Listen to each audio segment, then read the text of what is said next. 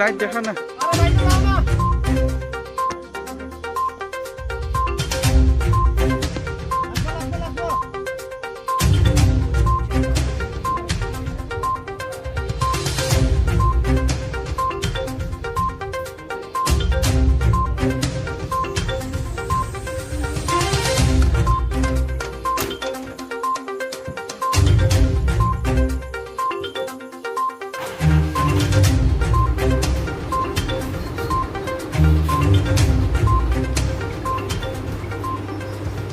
আমরা special drive against ড্রাগসের ব্যাপারে আমরা রেড সার্চ করছি বিভিন্ন জায়গাতে।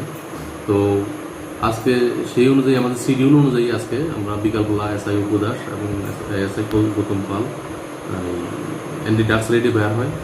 পরবর্তীতে রাত্রেবেলায় রাতে 8টা সাড়ে 8টার দিকে আমাদের পুলিশের কাছে খবর আসে যে, গোপন সংবাদের ভিত্তিতে খবর আসে যে এই ধর্মনগর দিক থেকে জসিম উদ্দিন নামে এক ছেলে একটা বাইকে করে, পালসার বাইকে করে ওই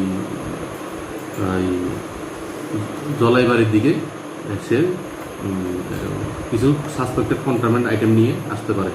সেই অনুযায়ী পুলিশ উৎপাদে থাকে এবং আমরা থানা থেকে সংবাদ মতো আমি এরপরে আমাদের এসডিপি স্যার সহ আমরা স্পটে যাই।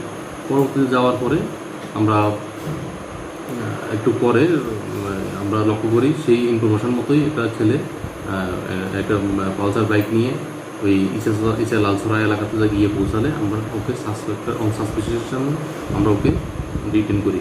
রিটার্ন করার পরে ওকে আমরা রেড করে আমরা ওকে চেক করার পরে ব্যান্ড পকেট থেকে আমরা দুটি প্লাস্টিকের কেস উদ্ধার করি এবং কেসগুলির ভিতরে suspected to be brown sugar উদ্ধার হয়। ব্রাউন সুগারগুলির দুইটা কেস সহ প্লাস্টিক কেস সহ মোট ওজন হলো গিয়ে 86.80 গ্রাম এবং without case without container total brown sugar suspected to be brown sugar হলো গিয়ে 25.7 গ্রাম। আমরা ওই জসিমউদ্দিন নামে ছেলেটিকে আমরা গ্রেপ্তার করেছি এবং ওর বাইক সিজ করেছি।